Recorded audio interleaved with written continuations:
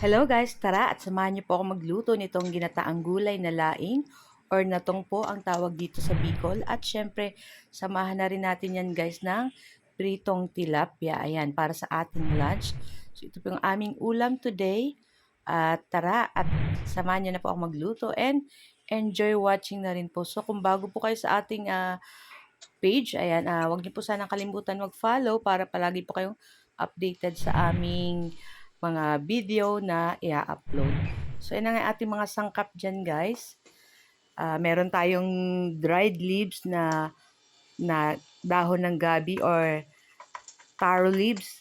At meron din tayong gata ng nyog at yung ating bawang sibuyas luya, sili, meron din tayong tinapa at may pork din tayo dyan. So, sinangkot siya muna natin dyan yung ating pork and then ginisa na natin dyan yung ating bawang at yung ating sibuyas.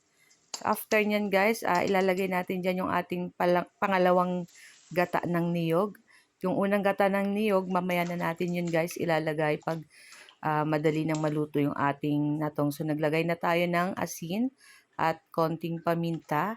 Yan, halu-haluin lang natin yan dyan guys. Kayo po ba guys, ano ang ulam nyo today? Ayan.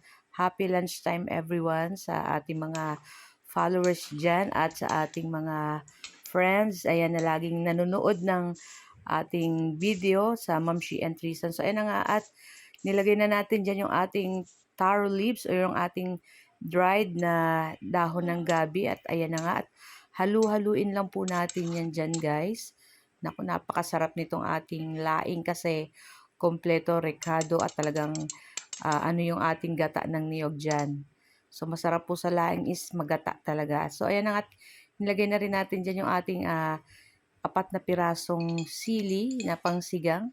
Yan, para may konting anghang yung ating natong. At naglagay rin ako ng sugar para pambalance sa ating niluluto. So, ayan na nga at takpan lang natin yan dyan guys. At magprito naman tayo nitong ating tilapia. Ayan, bagay na bagay po dito sa ating laing. Ayan, pwede po kayong mag-pork chop or fried chicken.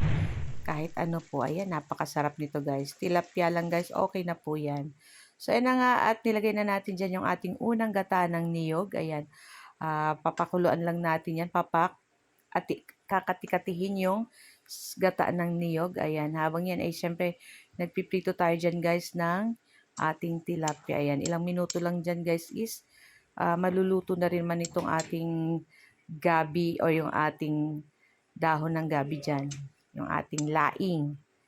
So, ayan, syempre titikman muna natin. At ayan na nga guys. Nako, napakasarap talaga. Oh.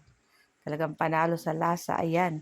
Syempre, baliktarin na rin natin yung ating tilapia bago pa matutong. Ayan, dapat binabantayan natin yung ating niluluto para hindi natututong. O, diba? So, kung umabot po kayo dito sa aking video, ayan, shout out po sa inyo. Pa-comment na lang po kung taga saan kayo para sa sunod kong video ay ma-shout out ko kayo. So, ayan na nga at luto na yung ating natong dyan or yung ating laing. At ayan, syempre hindi mawawala yung ating kanin dyan. Syempre yan ang ating bida. Sa ating Pinoy, hindi kompleto ang ano pag walang kanin. So, ayan na nga.